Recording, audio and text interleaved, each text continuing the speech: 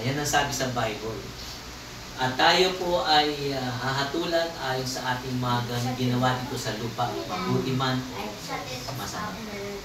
Kaya sabi po ay, we will all have to stand before God one day and give an account for our actions. No, nothing is hidden from Him. Walang nakatago.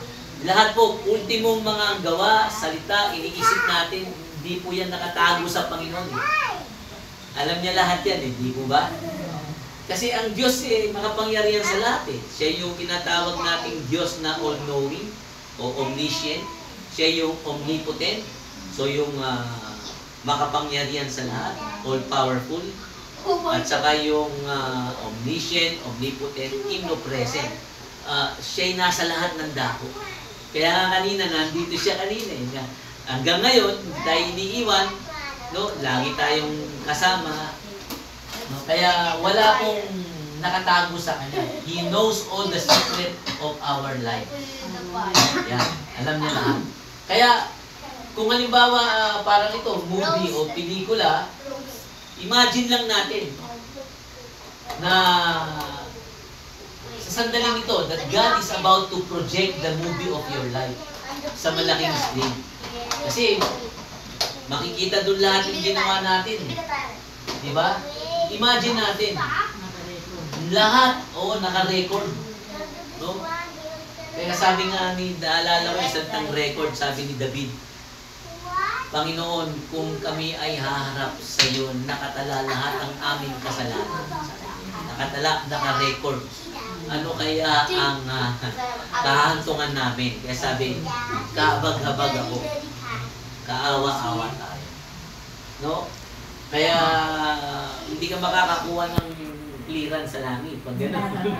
Kasi, pag police clearance o NBA clearance, pag may ka doon, record, hindi sasabihin sa remarks na no record on file. Kundi too much record on file. Parang gano'n.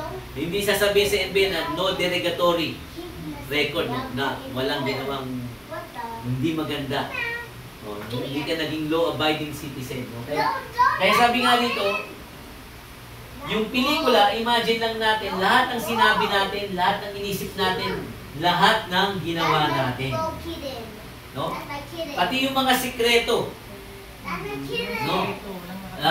Makikita lahat. Ano ngayon ang pakiramdam mo? Kayo po, ate ko. Ano magiging pakiramdam mo? Yeah. Pag gano'n ang nangyayari, ang magiging, how would you feel? Kabado. Ha? Kabado. Sa iyo naman, Jester. Kabado po. Kabado rin. Diba? Nakakakaba talaga, di ba? No? So ngayon,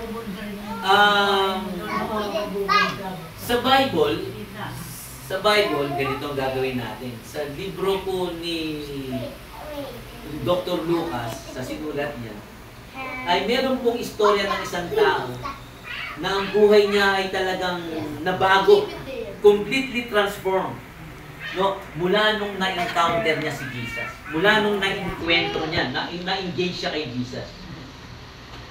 At sabi nga, ang totoo niyan, yan ang mangyayari sa atin kapag tunay na na-encounter.